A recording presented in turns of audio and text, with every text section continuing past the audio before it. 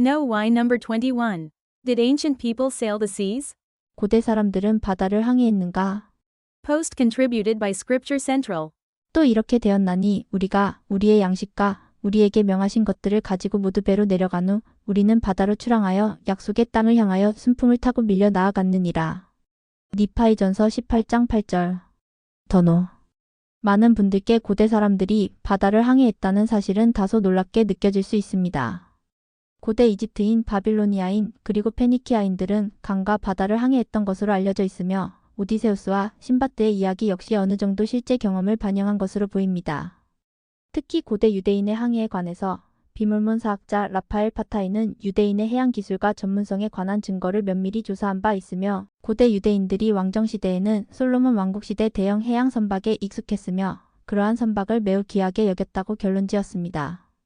파타이는 또한 비록 성경에서 선박과 항해에 대한 언급은 극히 미미하지만 그렇다고 해서 왕정시대 히브리인들의 삶에서 해상교통과 무역이 그만큼 적은 역할을 했다는 의미는 아니야라고 설명했습니다. 따라서 그는 그들의 영향력이 지중해 연안까지 확대되었을 때 히브리인들이 해상 운송과 업에 있어서 지중해 연안의 다른 민족들과 전혀 뒤지지 않았다고 가정해도 무리가 없다고 주장했습니다. 그는 또한 물문경을 고대 유대인의 항해를 더 알고자 하는 이들에게 흥미로운 예상 밖의 외부 자료로 언급하였습니다. 물문경에는 고대 근동에서 고대 아메리카로 바다를 건너 이주한 세 집단 야렛인 리아이의 가족 그리고 뮬레긴이 기록되어 있습니다. 이더서 6장, 니파이전서 18장 8절, 옴나이서 1장 15, 16절 참조. 각 경우에서 이들의 무사한 항해는 하나님의 보호와 인도로 설명되며 이는 물문경의 핵심 메시지 중 하나인 시련 속에서도 하나님을 의지하라는 가르침을 강조합니다. 과거에는 콜럼버스 이전의 시대에 아메리카 대륙과의 바다 너머 접촉이 있었다는 주장은 회의적으로 받아들여졌습니다. 예외적으로 11세기경 바이킹이 캐나다 해안에 도달한 사례나 폴리네시아인이 남미에 도달했을 가능성 등이 일부 인정되어 왔습니다. 그러나 오늘날에는 이러한 주장에 대해 많은 북미 학자들이 여전히 회의적이며 역사적고 과학적 증거가 부족하다고 봅니다. 그럼에도 불구하고 최근 들어 더 많은 학자들이 광범위한 선사시대의 바다 건너 교류 가능성을 주장하고 있습니다. 존 엘 소렌스는 이와 같은 선사시대 해양 교류에 대한 평생의 연구를 수행해온 학자이며 물문학계와 비물문학계 모두에서 평판을 얻었습니다. 소렌슨과 마틴 H. 레이시는 물문교와 무관한 학자들이 쓴 관련 연구 문헌을 포괄적으로 정리하였고 그에 따르면 고대 세계의 여러 시점에서 바다를 건널 수 있는 기술적 역량이 존재했다. 해양 기술적 관점에서 보면 현대에 대항해 시대 이전에도 수많은 항해자들이 여러 지점을 거쳐 바다를 건넌 것은 개연성이 높고 가능성이 있다고 주장합니다. 이와 관련하여 메소아메리카의 최고 권위자 중 한 명인 마이클 D. 코 교수는 2011년 물문경에 대해 언급하며 다음과 같이 말했습니다. 저는 구세계와 신세계 간의 바다 건너 접촉 가능성에 완전히 반대하는 입장은 아닙니다. 실제로 점점 더 많은 증거들이 나타나고 있습니다. 이 분야 최고의 학자는 제 친구인 물문학자 존 소렌슨이며 그는 이에 대해 매우 흥미로운 연구들을 발표했습니다.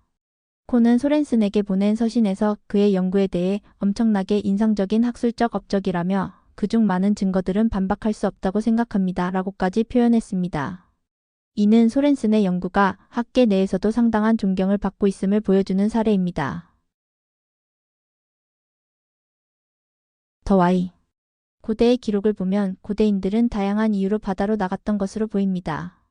일부 항해는 상업적 또는 정치적 목적이었으며 예컨대 아가멤논이 이끈 그리스군이 트로이를 기원전 1100년경 공략하거나 페르시아가 그리스를 침략하려다 살라미스 만해전에서 기원전 480년 패배한 경우처럼 군사 목적이 있었습니다. 또 다른 이들은 리아이의 가족처럼 식민지를 개척하거나 적을 피해 새로운 땅을 찾아 항해에 나섰습니다. 고대 선박의 건조 방식에 대해 알려진 바는 거의 없습니다. 어쩌면 니파이의 큰판에는 그 세부 내용이 담겨 있었을지도 모르지만 그 기록은 물문경에 포함되어 있지 않습니다. 니파이의 작은 판은 영적인 내용에 초점을 두고 있었기 때문에 우리가 아는 정보는 그 배가 주님이 보여주신 방식에 따라 만들어졌다는 것뿐입니다. 이에 이렇게 되었나니 주께서 내게 일러 이르시되 너는 내가 내 백성을 이 물 건너로 데려갈 수 있도록 내가 내게 보여줄 방식을 조차 배를 건조할지니라 하시더라. 니파이전서 17장 8절. 니파이는 형제들의 조롱에도 불구하고 니파이전서 17장 17, 18절 주님의 지시를 따랐으며 그는 이제 나 니파이는 사람들이 알게 된 방식으로 제목을 다듬지 아니하였고 사람들의 방식을 따라 배를 짓지도 아니하였으며 주께서 내게 보여주신 방식을 따라 배를 지었나니 그런 고로 그것은 사람들의 방식을 따른 것이 아니었느니라. 니파이전서 18장 2절. 고대의 바다항해는 아무리 준비를 잘하더라도 극히 위험했을 것입니다.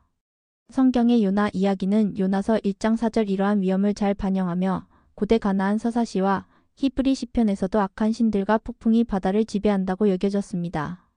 선원들은 두려움에 떨며 신의 보호를 구했고 폭풍의 원인을 찾으려 애썼습니다. 요나서 1장 7에서 10절. 니파이 또한 그의 형제들의 무례함과 하나님을 잊은 행동이 우리로 하여금 바다 깊은 데서 삼킴을 당하게 할까 하여 주께서 진노하실 것을 몹시 두려워하였습니다. 니파이전서 18장 10절. 그들의 험난한 여정을 회고할 때 그들이 약속의 땅에 무사히 도착한 유일한 설명은 하나님의 능력 외에는 없었습니다.